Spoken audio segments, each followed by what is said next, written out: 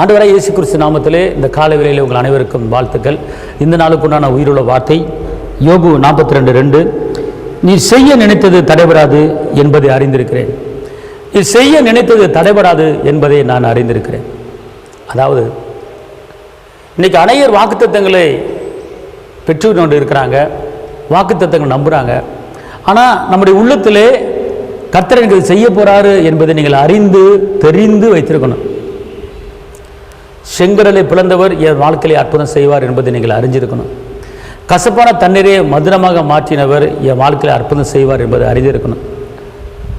5:2 மணி பெருகு பண்ணின கர்த்தர் என்னுடைய வாழ்க்கையில் அற்புதம் செய்வார் என்பதை நீங்கள் அறிஞ்சிருக்கணும். காணா ஒரு கல்யாணத்தில் பச்சை தண்ணியை ரசமாக மாற்றி அற்புதம் செய்தவர் என் வாழ்க்கையில் அற்புதம் செய்ய என்பதை அறிந்திருக்கணும். அதை உங்கள் உள்ளத்திலே, உங்கள் எண்ணத்திலே, உங்கள் நினைவிலே நீங்கள் அறிந்து வைத்திருக்க வேண்டும், தெரிந்து வைத்திருக்க வேண்டும். எனக்கு இயேசுப்பா அற்புதம் பண்ணுவார், எனக்கு அதிசயம் பண்ணுவார், கண்டிப்பாக என் வாழ்க்கை உயரும், கண்டிப்பாக நான் மேன்மையாவே, நான் என் துக்கமெல்லாம் சந்தோஷமாக மாறும், நான் இழந்ததை திரும்ப பெற்றுக்கொள்ளும் என்று கண்டிப்பாக உங்கள் உள்ளத்திலே நீங்கள் அறிந்து வைத்திருக்கும் போது உங்கள் இருத்தை நினைவுகளின் தோற்றங்களை அறிகிற கர்த்தர் கண்டிப்பாக உங்கள் வாழ்க்கை உயர்த்துவார். நீங்கள் என்ன செய்யணும்? அறியணும். அதான் அந்த வார்த்தை சொல்லுது, பார்த்துக்கொள்ளுங்க. தேவரை செய்ய நினைத்தது தடைபடாது என்பதை நீங்கள் அறியணும். கர்த்தர் எனக்கு செய்ய போறாரு, அது யாரும் தடை பண்ணாலும் தடை பண்ண முடியாது. திறந்த வாசல் உனக்கு முன்பா வச்சிருக்கிறேன், யாரு பூட்ட நடத்தல் பூட்ட முடியாது என்பதை நீங்க அறிஞ்சு வச்சிருக்கணும். உன் துக்கம் சந்தோஷமா மாறும் என்பதை நீங்க அறிஞ்சு வச்சிருக்கணும். அது சீக்கிரத்தில் நீங்க போது உங்க உபத்திரவம் நீங்க அறிஞ்சு வச்சிருக்கணும். உனக்கு உருவாக்கப்படுகிற எந்த ஆயுதமோ அது வாய்க்காத போகும், அதை நீங்க அறிஞ்சு வச்சிருக்கணும். ஒரு வழியா வருகிற போராட்டம் 7 வழியா ஓடி போகும் என்பதை நீங்க அறிஞ்சு வச்சிருக்கணும். என் தேவன் தம்முடைய மகிமையை ஐஸ்வர்யத்தின்படி என் குறைகள் எல்லாவற்றையும் கிறிஸ்து இயேசுவுக்குள் மகிமையை நிறைவாக்கிட்டார் என்பதை நீங்கள் அறிஞ்சு வச்சிருக்கணும். நீங்கள் தெரிந்து அறிந்து வைக்கும் போதுதான் உங்களுக்கு விடுதலை. நீங்க தெரிந்து அறிந்து வைக்கும் போது தான் உங்களுக்கு சுகம். நீங்க தெரிந்து அறிந்து வைக்கும் போது உங்களுக்கு மீட்பு.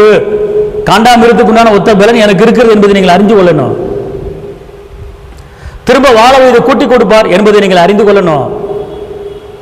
என் சரீரத்தில் இருக்கிற எலும்பெல்லாம் நினமுள்ள எலும்பாய் மாறி இருக்கிறது என்பதை நீங்கள் அறிந்து கொள்ளணும்.